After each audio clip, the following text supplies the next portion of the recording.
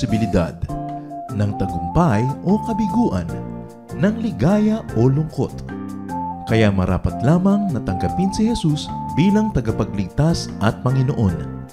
At matapos yun ay panariwain ang katapatan at paglapit sa Kanya bawat araw o day by day. Ang day by day ay naglalayong umalalay sa pang-araw-araw na pamumuhay. Narito po si Kuya Ed Lapis sa mensaheng pinamagatang 7 Happiness Lessons.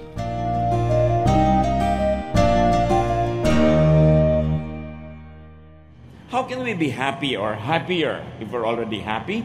7 happiness lessons. Salamat, Ama, dahil kayo'y maibigin and you never let us go. Teach us to know, to appreciate deeply the wonder of your stubborn love. At nawa ito maging baon namin, anumang araw ang dumating, anumang uri ng araw ang dumating, may isang hindi nagbabago, your love. Teach us to see that, teach us to celebrate that, and teach us, O Lord, to honor that. Forgive us our sins, cleanse us so we can see you face to face. We commit this time to you, asking you to be our preacher. Kayo nawa, Panginoon, na maging tagapangaral, yung magandang kalooban nyo, ipaunawa nyo sa amin at kami naman maging masunurin sa inyo. We celebrate your goodness. Speak to your people, O God. Use only your servant as your tool, but be the speaker. In the name of Jesus, your Son, we pray with thanksgiving. Amen. 7. Magbilang tayo, ha? 7 happiness. 7 lessons in happiness. At ang ating pag-aaralan ngayon ay walang kamatayang storya ng tinatawag na prodigal son.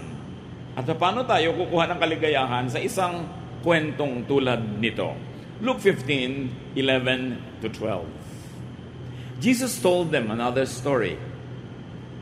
Once a man had 2 sons. The younger son said to his father, "Give me my share of the property." So the father divided his property between his 2 sons.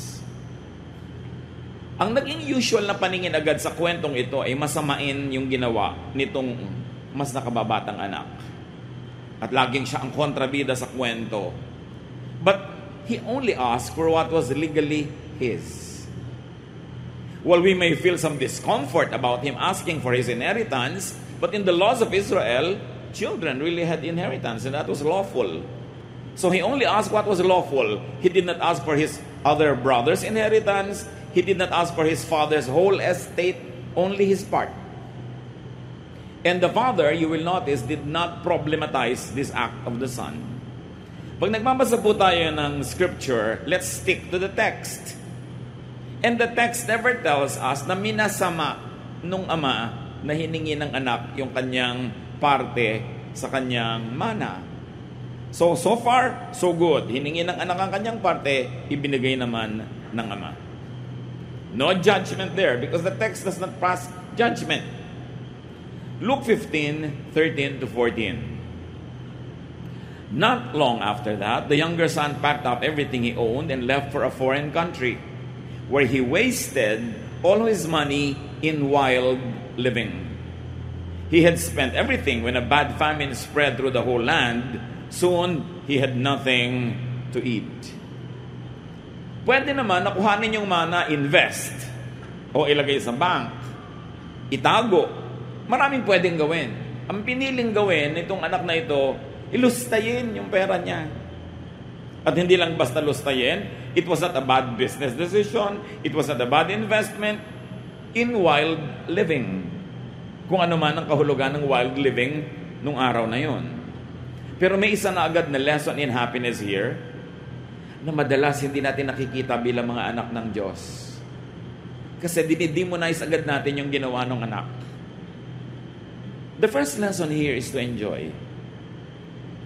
Enjoy your birthright, your inheritance. Enjoy your resources. And enjoy your time. Hindi natin ginaglamorize, ginagawang modelo yung ginawa ng anak. Pero, ba't kaya ikinwento ni Jesus ang kwentong ito? Surely, these stories, these characters, symbolize deeper meanings in life. But first of all, withholding judgment for or against the son, what he did was to enjoy. Ang pag-enjoy lang sabi, wild living, and he wasted all his money. But nevertheless, nobody can deny the fact that he had fun. He had enjoyment. And no one in the story condemned this man so far. The younger son knew his father and trusted him completely. Trusted in his graciousness. Ito ang kwento. Hindi yung pagkakamali niya, hindi yung paglustay niya. Ang kwento dito, kilala niya ang ama niya na pag hiningi niya, yung ganang kanya ibibigay. Kilala ba natin ang ama natin? Hinihingi ba natin yung nakalaan naman talaga para sa atin? The younger son enjoyed his father's grace, though he was probably unworthy of it. But nevertheless, he enjoyed it. Enjoyment is probably the missing element in true faith and worship. Dito pa lang, meron ng challenge sa atin. And I ask you to look at this story from another frame, from another point of view, from the point of view of Jesus who was telling the story. Not from the point of view of the preachers and the churches that preach against what this son did in the last 2,000 years. Jesus was telling us a story, and definitely he had a purpose in telling us this story. And so far, we see that the son enjoyed his faith in his father.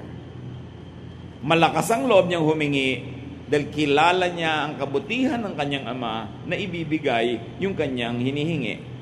Nagkamali lang nga siya ng paggamit, pero ibinigay. Yun ang unang kwento. Luke 15:15-16. He went to work for a man in that country, and the man sent him out to take care of his pigs. He would have been glad to eat what the pigs were eating, but no one gave him a thing. So matapos niyang lustayin ang kanyang kabuhayan, nagkaroon pa naman ng taghirap doon sa lugar na kanyang pinuntahan, nawala ng pagkain, kasi usually nun, pag nagka-drought, pag nagka-gyera, pag nagkaroon ng mga economic dislocations, nahihirapan ng mga tao at nadamay siya doon. Sana yung pera mo can be a shield against such crisis, such calamities. But he no longer had that shield. He was broke. Natulad na lang siya sa mga karaniwan. Pero ang kwento ay ito. Mula sa bahay ng kanyang ama, ngayon ay nakisilong siya sa ibang bahay ng isang ngayon ay maituturing nating naging bagong ama niya sa kanyang kalagayan, yung kanyang employer, yung kanyang pinasukan. Now he was under the shadow of this house, this household, and this man's authority.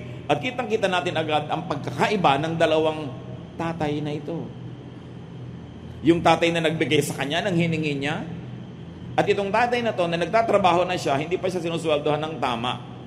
Ginugutom pa rin siya. Agad-agad merong ibig sabihin sa buhay natin. Minsan umaalis tayo sa grasya ng Diyos at lumilipat tayo sa kung sino mang papa o mama o kung sino mang taong sinamahan natin, hindi naman tayo inaalagaan. Hindi naman tayo minamahal. So lumungkot siya. Nagutom siya. Napapagod na nga siya, hindi pa siya nagkakaroon ng sukle, ng tamang sweldo. Di ba maraming ganyan? Umiibig sa hindi naman umiibig sa kanila. Naghahabol sa ayaw naman silang pansinin. Pinagsisiksikan ng mga sarili nila sa hindi naman nag-aalaga sa kanila. Nagiging unhappy. At kadalasan para mangyari pa yun, ang nilalayasan natin yung ama natin sa langit na mapagmahal at maibigin.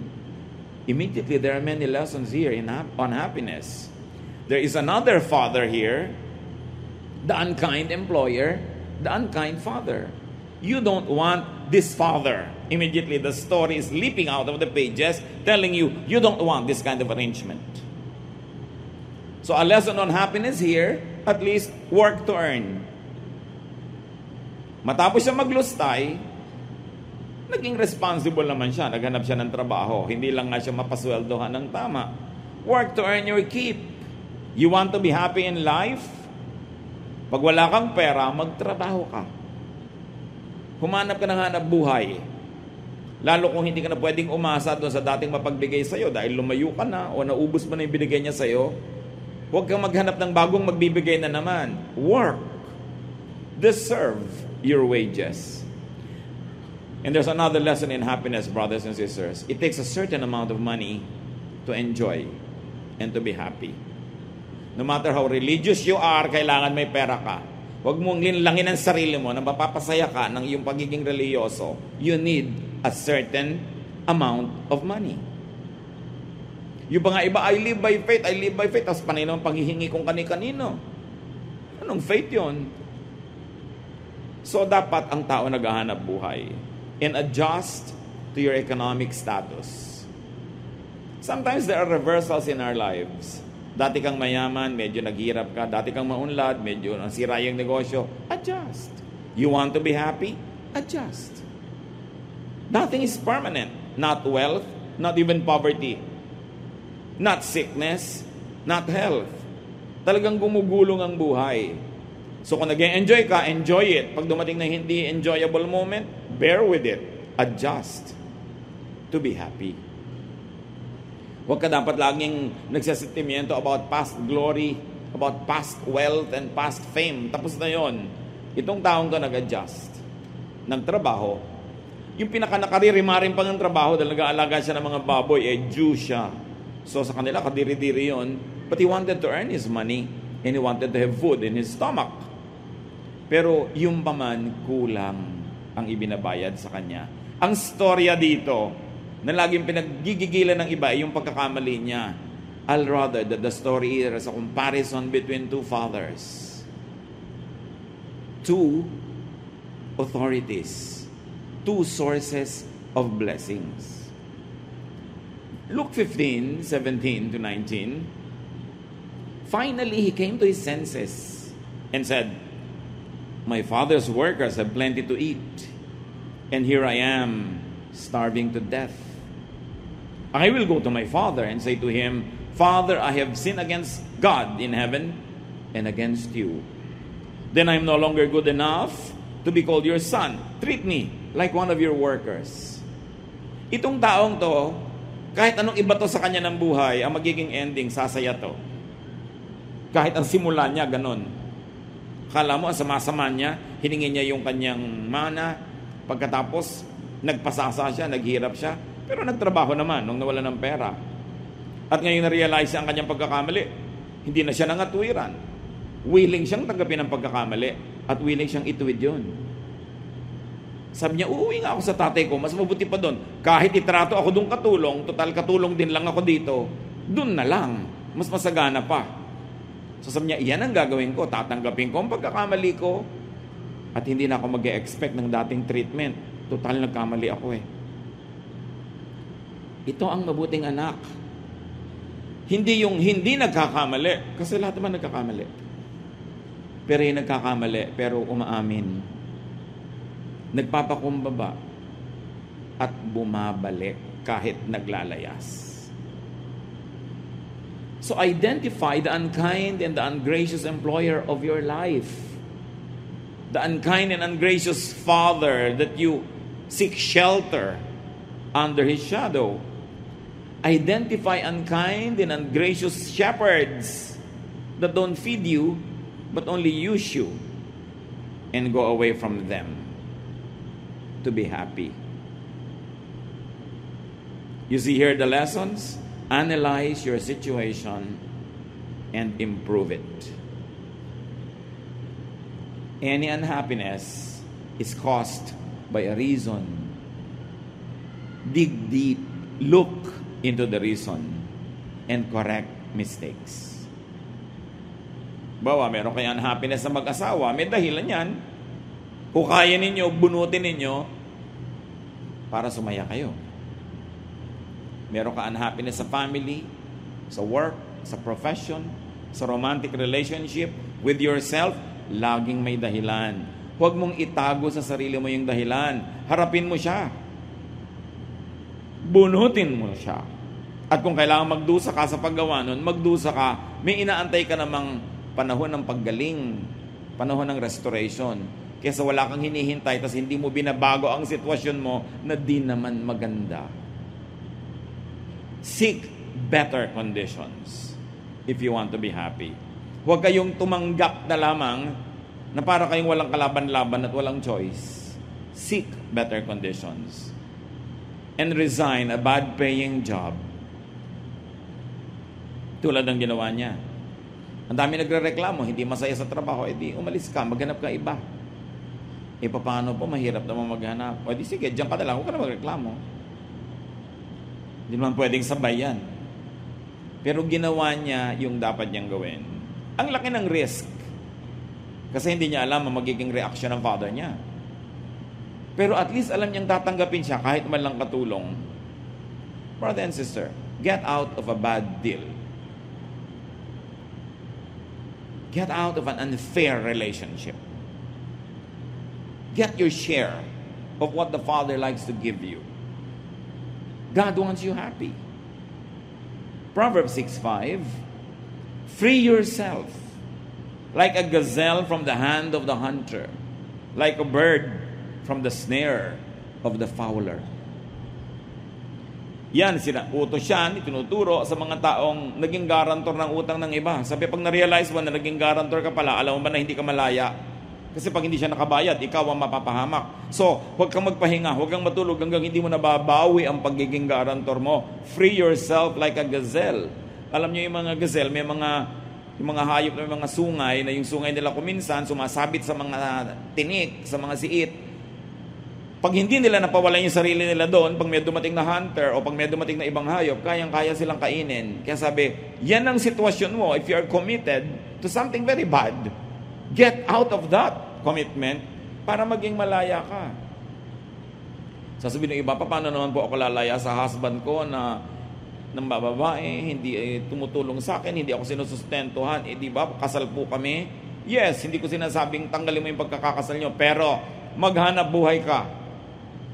Para pagka hindi ka niya sinusustentuhan, hindi ka nakaaasa. Gusto mo maging malaya, at least kung hindi ka malaya legally from that marriage, malaya ka financially. Hindi kahit ano na lang ang ibato sa'yo, tatanggapin mo dahil wala kang hanap buhay. Kailangan maghanap buhay ang tao. Tulad ng ginawa nitong lalaking ito, kahit taga-alaga ng baboy, kailangan meron siyang kitain para siya may kainin. Some people get into very bad marriages, really. But what do? At least you minimize the impact of a bad relationship. At least be economically independent. Gumawa ka ng paraan, hindi madali. Pero lalong mahirap na umaasa ka, alam mong harap-harapan na hindi ka na iginagalang, wala ka lang magawa dahil economically dependent ka. So, learn from this man. It was difficult, but earn your keep and free yourself. Back to the story. Luke 15:20. The younger son got up and started back to his father. But then when he was still a long way off, his father saw him and felt sorry for him. He ran to his son and hugged and kissed him. Ine-expect niya siguro pagagalitan siya. Ang istorya talaga dito, hindi yung anak, hindi yung pagkakamali niya. Ang kwento dito tungkol doon sa ama. Kung anong uri ng ama siya. Dahil siya yung ama natin sa langit, only represented in the story by this father. So, lesson on happiness: love those you love in spite of their antics. Learn from this father. Alam niya, hindi naman napakaganda ng ginawa ng anak niya. Nadagdagan pa ng pagkakamali. Nadagdagan pa ng failure. Pero nung umuwi, ang una niya isinalubong, love. Hindi sermon. Alam niyo yung umuwi, nagpapakumbaba, tumatanggap ng pagkakamali. Sermon ang pinakahuling kailangan nun. Dahil yung pag-uwi lang niya, pagpapakumbaba niya, daig pa niya ang nasermonan mula ulo hanggang paa. Hindi na kailangan ng additional sermon. Love your children. Love your wife. Love your husband. Love whoever needs your love. Love especially your family. And express that love. Hindi yung naaawa ka na, ayaw mo pang ipahalata dahil tinuturuan mo siya ng leksyon. Itong example na to ng tatay na ang supreme example because this is God being represented. Do not withhold love. Kumisan sa pagmamatigas mo, sa kagustuhan mo magturo ng leksyon, nagtitigas-tigasan ka pero actually naaawa ka rin naman, gusto mong mahalin. Mahalin mo na lang. Yun ang kwento ni Jesus. It is love that empowers. It is love that lifts us up. And it is the Father's love that gives us the security that we all need. Nagulat siguro yung anak. Niyakap siya, amoy baboy siya. Gusgusin. Umalis siguro ang gwapo-gwapo. Pagbalik niya, yagit na yagit ang dating. Ang salubong ng ama, yakap. Hindi, ano? Diba? Ganun usually ang gusto mong salubong. Luke 15:21. The son said, Father, I have sinned against God in heaven and against you. I am no longer good enough to be called your son. Realistic tong anak. Sinasabi niya, hindi na po ako bagay sa kanyang treatment. Kahit katulong na lang, ipagpapasalamat ko na. Deserve ko naman eh. So lesson on happiness, be humble. To those that you offend. To those that you wrong. Especially to those that you hurt. Hindi ikaw na nga nagkamali, ikaw pa itong matapang. Ikaw pa itong nagtatapang-tapangan, ikaw pa itong galit. Accept the fruit of your deeds. Naku, ikaw ay anak, nagkamali, grounded ka, tanggapin mo. Nagkamali ka eh. Willing na willing siyang tanggapin na maging katulong na lang siya. Meron kasing lesson dito on happiness. To be happy, you need to be forgiven. Hindi ka sasaya talaga kahit ka magpanggap, kahit maganda yung damit mo, kahit may pera ka, masarap ang kinakain mo. Kung alam mo na may ginawang ka ng mali at hindi ka humihingi ng tawad, ikaw na mismo, yung budhi mo na mismo ang magtatanggal sa'yo ng kaligayahan. You can be noisy, you can be loud, but you can never really be happy because you need to be forgiven. Relationships have to be stored for people to be happy. To be happy, you need to be restored. So huwag magmatigas, huwag mabuhay sa mali. Basta naggising, nagkaroon ng kaliwanagan agad, natauhan, tanggapin agad, bumalik, magpakumbaba. What did we get from the Son? A self-confession.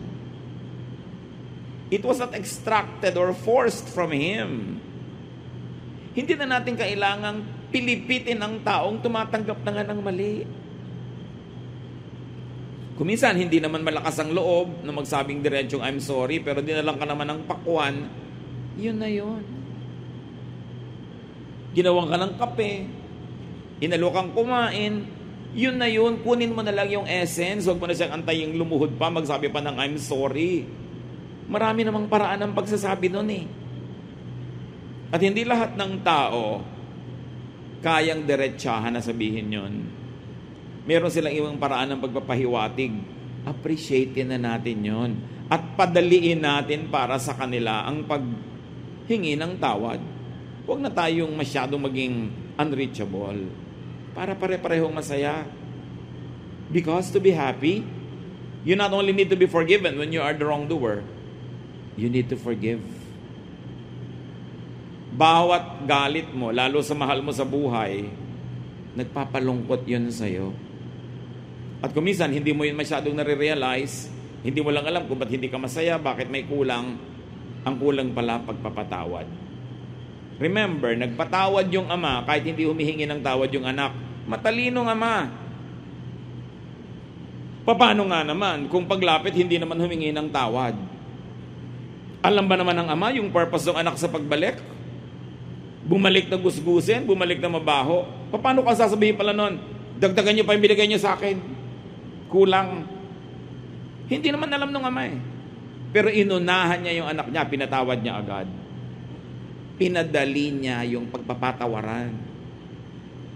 Padaliin nyo na lang. Lalo't anak nyo, magulang nyo, kapatid nyo.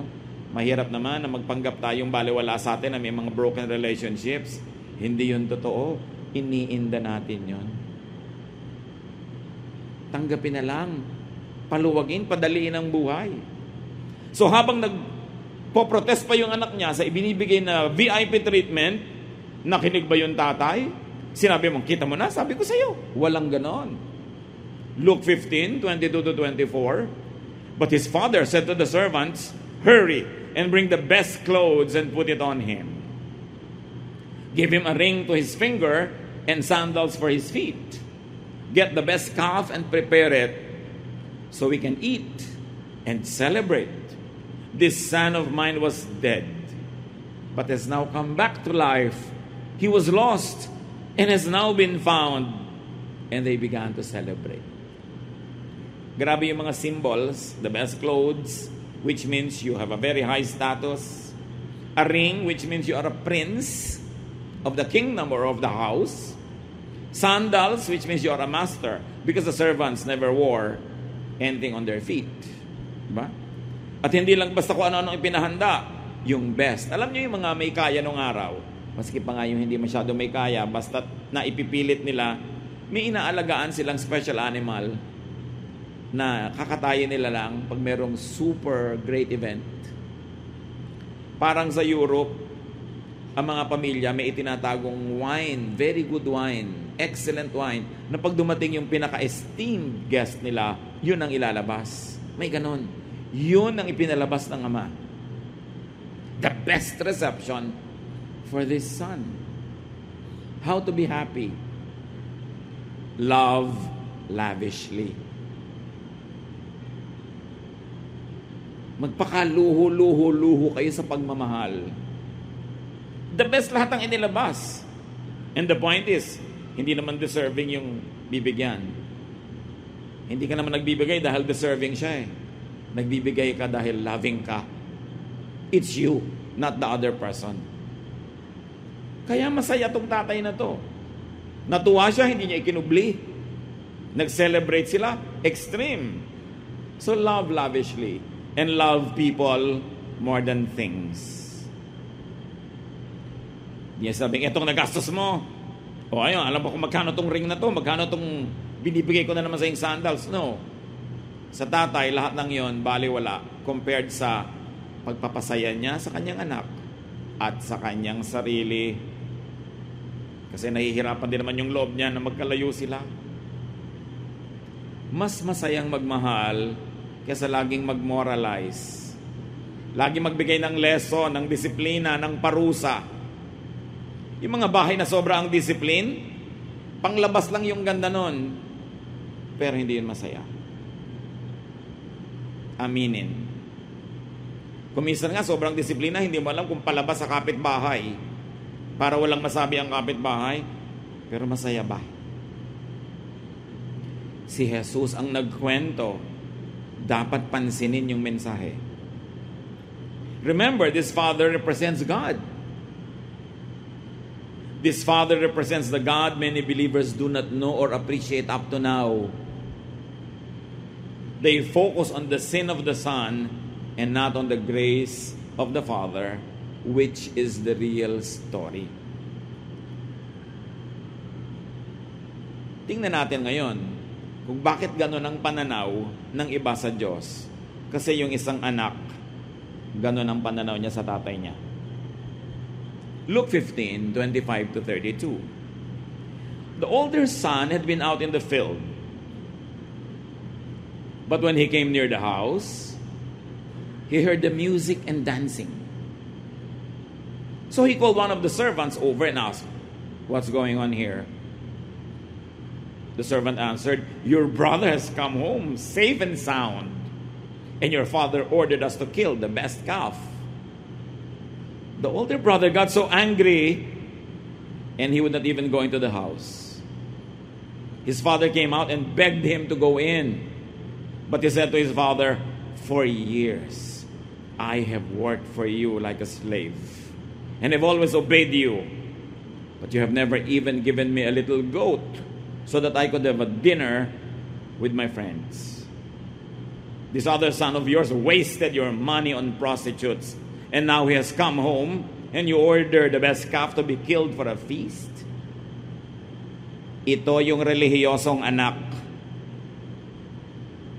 Laging correct, laging proper, laging galit, ayaw sumali sa sayawan, sa music, napaka-separatist. Ganon siya dahil hindi niya kilala ang ama niya. Akala niya kailangan niya lagi mag-sacrifice para matuwa ang tatay niya. Kailangan niyang timpiin ang mga kaligayahan niya. Kailangan niya lagi magtipid. Kailangan niya laging sikilin ang kanyang nadarama, pati ang gusto niyang kasiyahan. Pero, nagustuhan ba ng tatay niya yung ganon? Kitang-kita niyo sa trato. Ginad siya agad ang kapatid niya. Sabi niya, he wasted his money on prostitutes. The verses never told us that he did that. Sabi lang, wild living. Pero meron na sa agad na buong ideya kung anong ginawa ng kapatid niya. At ginadge na niya, ito yung mga relihiyosong tao. Laging nasa simbahan. Laging correct ang damit. Laging tama ang behavior. Pero judgmental. Pero hindi nag-e-enjoy sa buhay kasi hindi nila kilala ang Diyos. Akala nila ayaw sila ng Diyos na mag-enjoy. Akala nila gusto ng Father in Heaven. Lagi sila nagtitiis, nagdurusa, naghihirap, serve ng serve. Pero yun naman pala, masama ang loob. Yun naman pala, kinikim-kim yung kanilang mga hindi nagawang party. Sabi, nandito ako lagi, serve ng serve. Ni isang maliit na kambing dyan, hindi wala ko nabigyan para mag-party. Yung anak mo na yan, kung ano na pinagagawa sa buhay, best animal pa ang pinagpiesta sa kanya. Di ba ganyan? Mga legalista, mga moralista. Laging parang tama. Pero hindi sila sapat na tama sila. Kailangan sila lang yung tama. These people are not happy being righteous. They have to be self-righteous. They are not happy just being holy. They have to feel holier than others. Ito ang dalawang mananampalataya. At ayun yung Ama na Diyos sa langit. Yung isa na hindi ganun kaligalista, pero kilala niya na ibibigay sa kanya at kilala niya yung Ama na patatawarin siya. Sa palagay niyo, sino sa dalawang anak ang mas malapit sa loob ng magulang? His father replied, verse 31, "My son, you are always with me, and everything I have is yours." Parang sinabi lang na tatay, sino may sabi ba sa'yo na huwag kang magpiesta? Ayan naman lahat, nandyan. Ba't di mo ginamit? Lagi kang pa-perfect dyan. Lagi na lang may utang na loob sa'yo ang Ama dahil hindi ka nagsasaya. Andyan lahat Everything I have is yours. What's your problem? Kita mo, hiningi ng kapatid mo yung share niya, binigay ko. Ba't di ka humihingi? Sino sa palagay nyo ang mas nakakakilala at mas nag-a-appreciate at magmamahal sa Ama? Yung younger son o yung older son? Sabi niya, but we should be glad, the father said, and celebrate. Your brother was dead, but he is now alive. He was lost, and now he's been found. At kung pwede lang idagdag dito, yung unsaid, you have always been here, but you are not really here. Like your brother, you were also dead, but now he is alive. You are still dead. You don't know me. You don't know my grace. You don't know how to enjoy your life. You think that you have to sacrifice every time to make me happy. I don't look for sacrifices. I just like to love you. Kailan kaya makikilala ng mga Kristiyano yung Ama natin sa langit na gano'n siya kabuti? Na pag nagkakamali yung kapatid natin, lista tayo ng lista, kwenta tayo ng kwenta, tuos tayo ng tuos, sumbat ng sumbat. Do you think the Father in heaven likes that? What He likes is to celebrate people who come back to Him. He likes to be gracious and is lavish, OA, ang pagmamahal niya.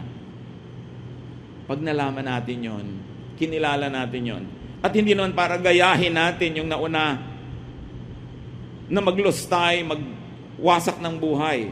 Yung extreme ang ginawang example para wala na kayong pwedeng gawin pang uri ng pamumuhay na pwede nyo sabihin, ito, hindi na ako matatanggap ng Ama. The Father accepts us. His stubborn love never lets us go, though we go away. Yung relasyon natin sa Ama, hindi minemaintain ng ating performance. Minemaintain nyo ng kanyang love. Kahit bumagsak yung performance mo. Nawa, huwag mong sadyang ibagsak. Pero kung bumagsak, bumalik ka. Meron pa, ayoko po mag-church, so kakaya sa Diyos, marami kong kasalanan. Lalo niya gusto mag-church ka. Bakit po yung makasalanan na babae na yan, pinapakanta nyo sa choir? Anong gusto mong gawin? Itapon natin para mabulok na siya sa kasalanan niya. Kung ang mga yung bumabalik, nandiyan, pinagsaserve niya. Ba't hindi mo pagsaserven? Ang ayaw nun, yung older brother. At sa church, maraming older brother. Pastor, bakit po yung makasalanan na yan, nandiyan sa ministry? Ba't ikaw, wala ka makasalanan? Laging tinutus, kinukwenta yung iba. Measure people not by your own measurement, but by God's love. Minsan yung iba, 30 taon, 50 taon na nagba-Bible study, hindi pa to naiintindihan. Hindi pa nakikilala yung Ama, tapos ang yabang-yabang, do you know God? Do you know God? You must know God before you die. Yung ganun ng ganun, pero do you really know God? Kung ang alam mo sa Diyos, yung pag nagagalit lagi, papataba ka ng kidlat, bibiyakin yung lupa, kakainin ka ng lupa, bibigyan ka ng sakit, pagdurusa, hindi mo kilala ang Diyos. Yun yung other father. Yung naging employer na nagtatrabaho ka na ayaw ka pa sweldohan. That is not our God. Be happier. Know your Father in heaven. Beyond what the older brother likes you to see. Sa kanya dapat i-deserve mo lahat. Dapat maging deacon ka, i-deserve mo yan. Kakanta ka, tutugtog ka, i-deserve yan. No one deserves the goodness of God. Because our best deeds are just like filthy rags. Ang pinakamabubuti nating gawa ay para lang basahan. Kung ikukumpara sa kaluwalhatian ng Diyos, nobody is good enough. And the Bible is clear, no one is righteous. Not even one. Not even that older brother. Not even the conservative religious person. Lahat tayo may buntot, kanya-kanya lang hila. So dapat tigilan yung judgment, tigilan yung pagko-compare, and just enjoy God's love. Enjoy being in the house of God. So, to be happy, do not hold grudges. Do not be bitter against people who enjoy themselves. Ba't magalit na galit itong lalaking ito sa kapatid niya? Hindi naman yung parte niyang hiningi.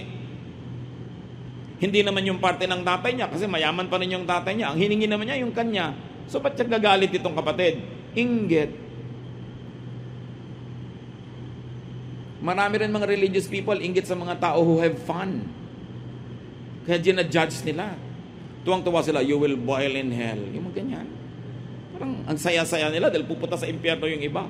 May mga ganon. Pag nagkasakit, kita mo na, parusay ng Diyos. Parang tuwang-tuwa. Hindi kilala ang Ama sa langit.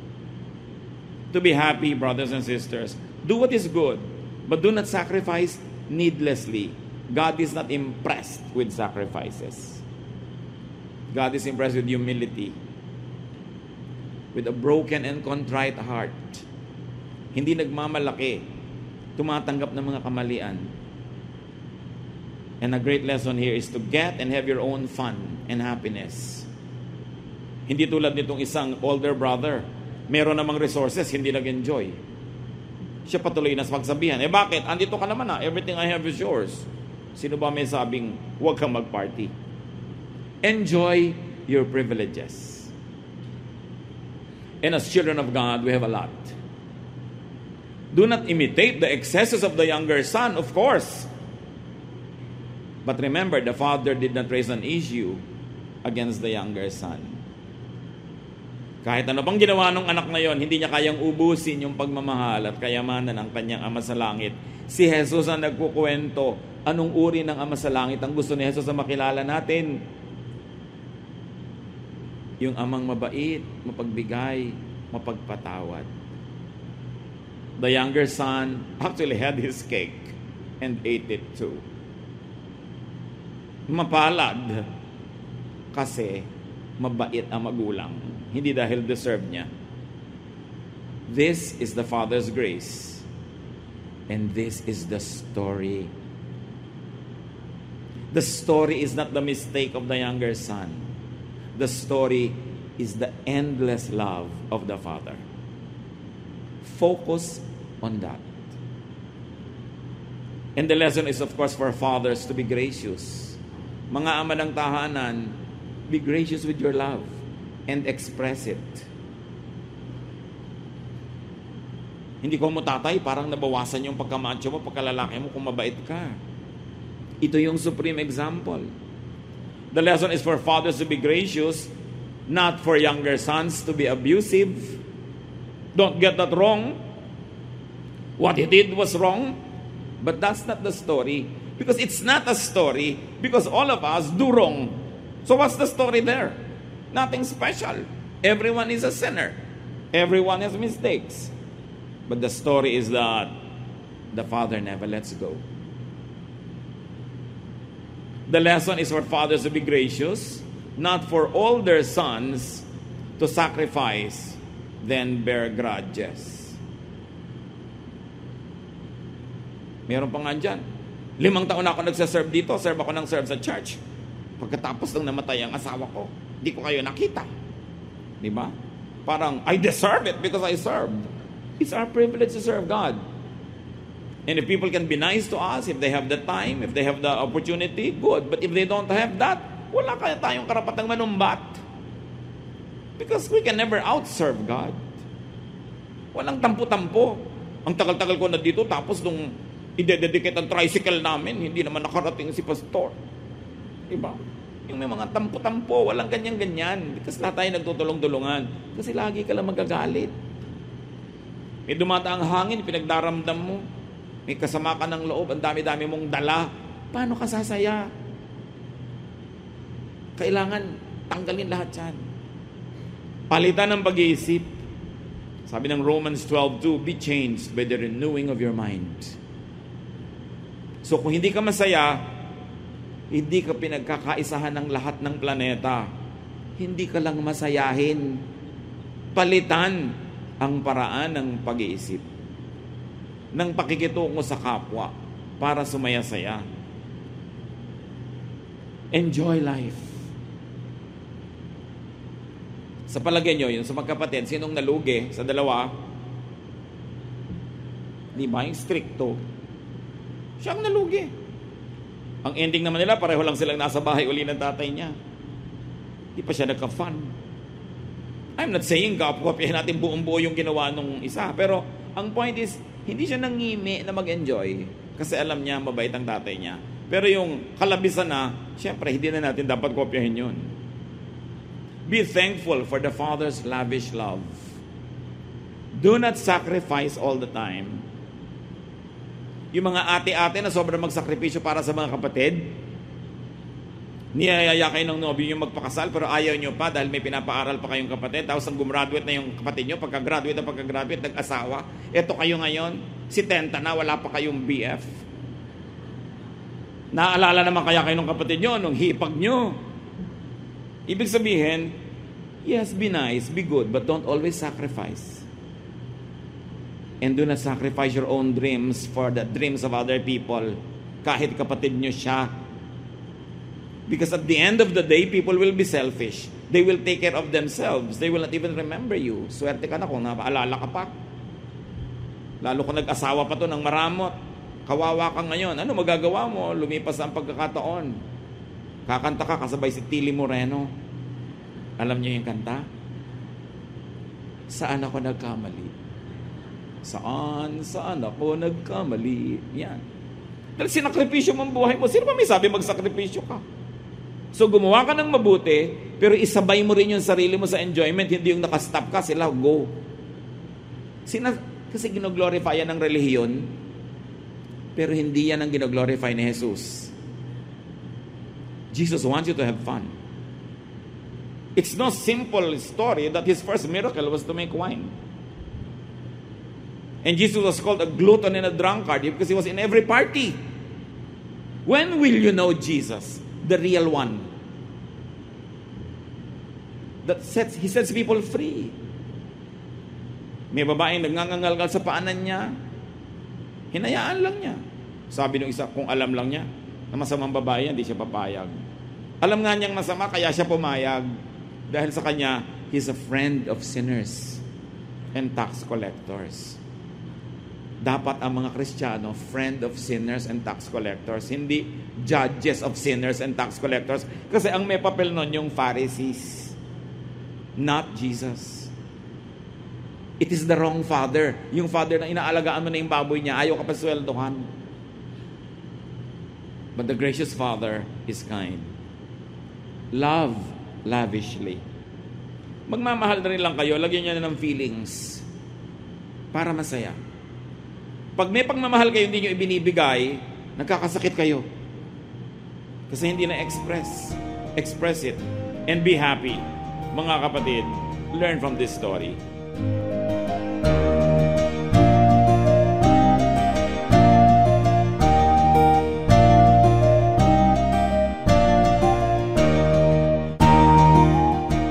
Ang katatapos pong mensahe ni Kuya Ed Lapiz ay pinamagatang 7 Happiness Lessons.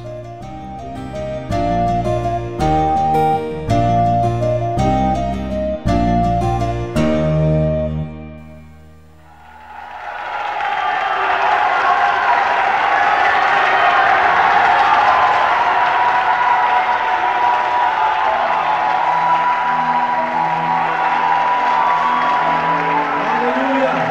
Ating mapaghiwalay ang kadakilaan ng Panginoon. Purihin ka, O Yahweh. Sambahin ang inyong ngalan. Sa lahat ng tao ng daigdig, ang iyong pangalan.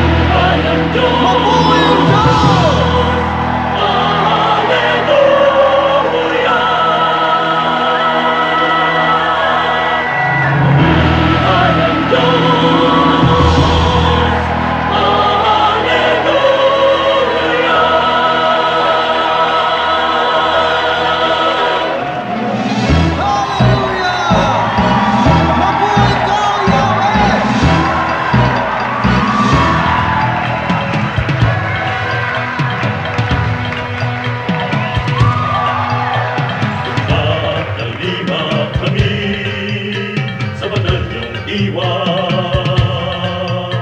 Pag-ibig nyo'y ipagbubunyi ng buong sigla. Ating ialay tong awit sa Diyos Ama, ihayag ang ligayang nadarama, isigaw sa lahat ng bansa. Hallelujah! Hallelujah!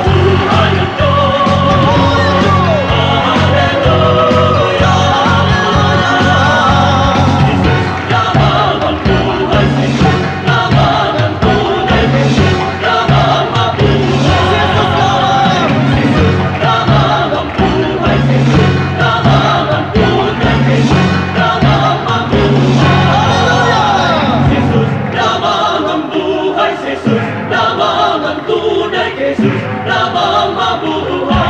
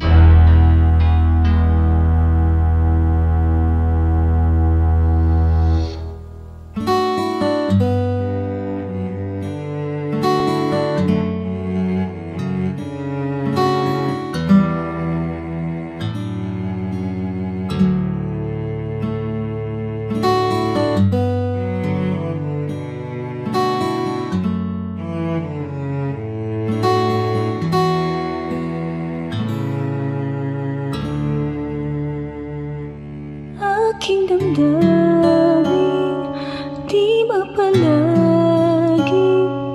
at ang isipan ay laging ligaw. Di mawawari ang buhay palagi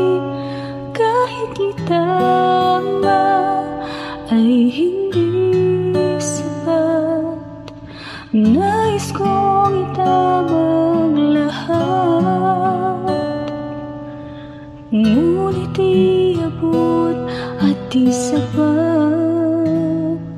Jesus, kailangan kita. Jesus, hindi mangangamba. Jesus, pag-ibig niyo'y iba di mapapantayan kahit na sinuman. Jesus, kailangan kita. Jesus, sa'yo'y hindi mangangamba. Jesus, sa piling niyo ako'y laging may pag-asa.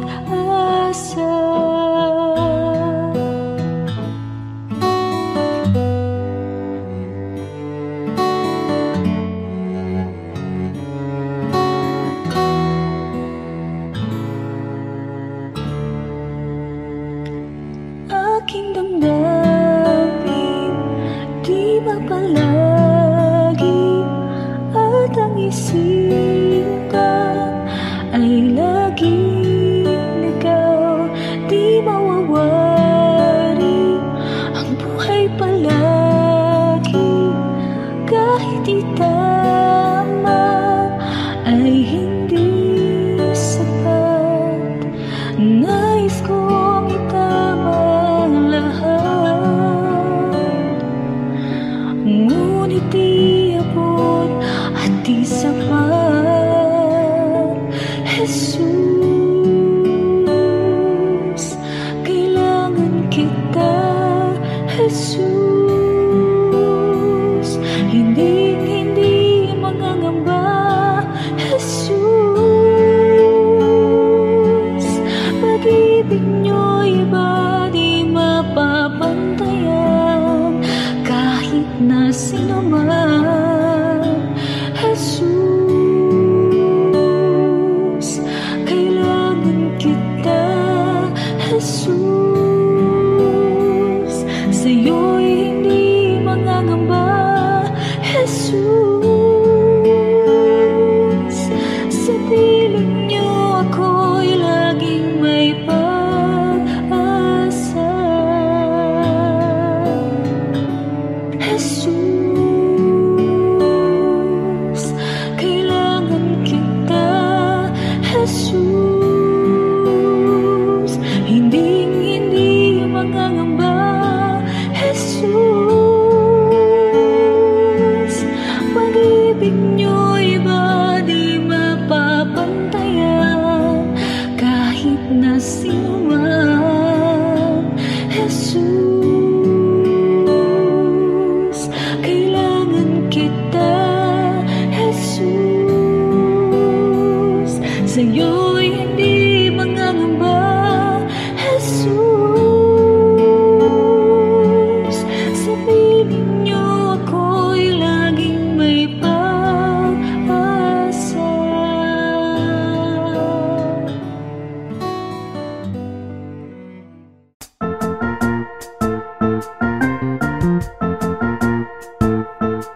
Oras na po para pansamantalang magpaalam ang programang Day by Day. Tayo po'y magsama-sama tuwing ika-6 hanggang ika-7 ng umaga, araw-araw. Magandang umaga po at mabuhay ang Panginoong Hesus!